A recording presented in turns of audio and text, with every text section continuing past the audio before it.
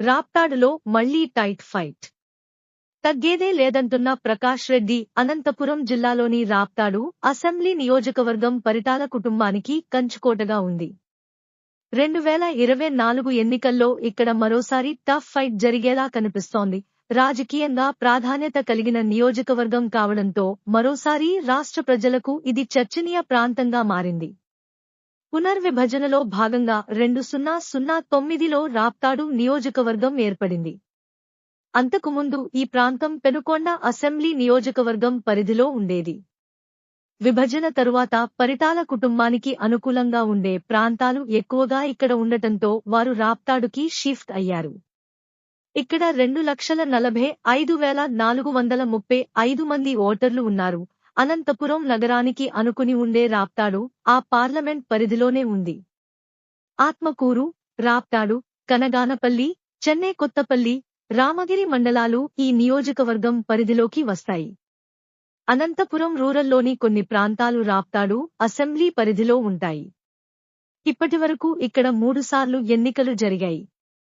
2 సార్లు తెలుగుదేశం, ఒకసారి వైఎస్ఆర్ కాంగ్రెస్ పార్టీ విజయకేతనం ఎగురవేశారు. వచ్చే ఎన్నికల్లో విజయం ఎవరిని వరిస్తుందనేది ఉత్కంఠభరితంగా మారింది. రెడ్డి, బీసీ సామాజిక వర్గం ఓటు బ్యాంకు అధిక సంఖ్యలో ఉంటుంది ఈ నియోజకవర్గంలో.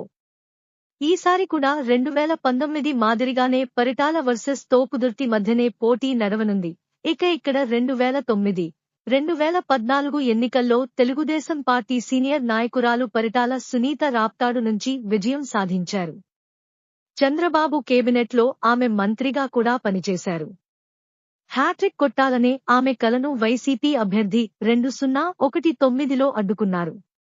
బలమైన పరిటాల కోటలో వైఎస్ఆర్సీపీ జెండా పాతారు ప్రకాశరెడ్డి. సునీతపై ఆయన 25,000కు పైగా మెజారిటీతో విజయడంకా మోగించారు. ఈసారి కూడా రాప్తాడు అభ్యర్థిగా పరిటాల సునీత పేరును ఖరారు చేసింది టీడీపీ అగ్రనాయకత్వం. చంద్రబాబు నాయుడు ఇటీవలే విడుదల చేసిన జాబితా సందర్భంగా సునీత పేరును ప్రకటించారు. 3వ సిద్ధం సభను నభూతో అనే రీతిలో నిర్వహించి ఏపీలో చర్చకు దారితీసిన తోపుదుర్తి ప్రకాష్ రెడ్డే మరోసారి వైసీపీ తరపున పోటీ చేయడం దాదాపుగా ఖాయంగా కనిపిస్తోంది.